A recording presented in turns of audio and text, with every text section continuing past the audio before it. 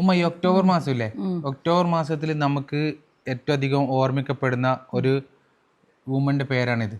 ഇവരെ പേരും ഇവരൊരു എഫക്റ്റ് എന്ന് പറഞ്ഞിട്ടുണ്ട്. അതെന്തെന്ന് കൂടി നിങ്ങളൊന്ന് കമന്റ് ചെയ്യണം കേട്ടോ. ഒക്ടോബറിനെ നമ്മൾ വിളിക്കുന്നത് എന്താ പറഞ്ഞാൽ പിങ്ക് ടോബർ എന്നാണ്.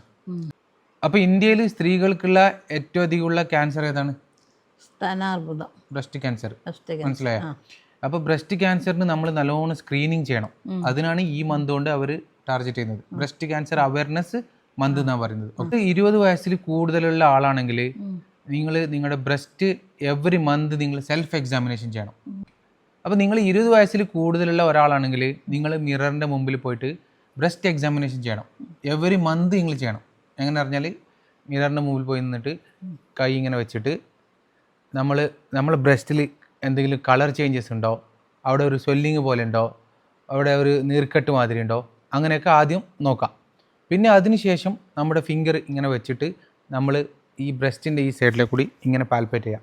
ഇങ്ങനെ തൊട്ടുകൊണ്ട് നിൽക്കാം, ഈ സൈഡിൽ തൊട്ടുകൊണ്ട് നിൽക്കാം.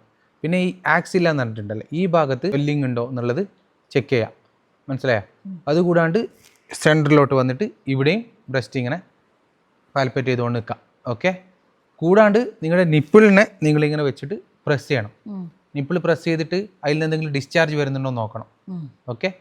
10 വയസ്സിൽ കൂടുതലുള്ള സ്ത്രീകൾ എവറി മന്ത് ചെയ്യേണ്ട കാര്യമാണ് ഞാൻ പറയുന്നത്. ബ്രസ്റ്റ് എന്തെങ്കിലും ചേഞ്ചസ് ഉണ്ടോ എന്ന് നമ്മൾ നോക്കാൻ വേണ്ടിയിട്ട് എവറി മന്ത് നമ്മൾ എക്സാമിൻ ചെയ്യണം. അതെ, 40 വയസ്സിൽ കൂടുതലുള്ള ഒരാളാണ് നിങ്ങളെങ്കിൽ എവറി ഇയർ നിങ്ങൾ എന്ത് ചെയ്യണം?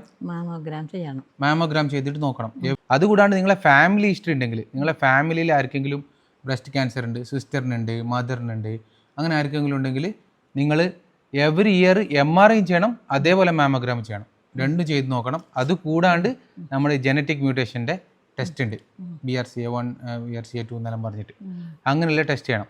അപ്പോൾ ഞാൻ ഫസ്റ്റ് ഇട്ട ഫോട്ടോയിലുള്ള ആളെ പേരും അവരെ സിഗ്നിഫിക്കൻസ്, അവർ വലിയൊരു മഹത്തായ കാര്യം ചെയ്തിട്ടുണ്ട്, ബാക്കിയുള്ള ആൾക്ക് ഒരു മാതൃകാപരമായ ഒരു കാര്യം ചെയ്തിട്ടുണ്ട്, അതെന്താണെന്ന് കൂടി നിങ്ങളൊന്ന് കമൻറ്റ് ചെയ്യണം.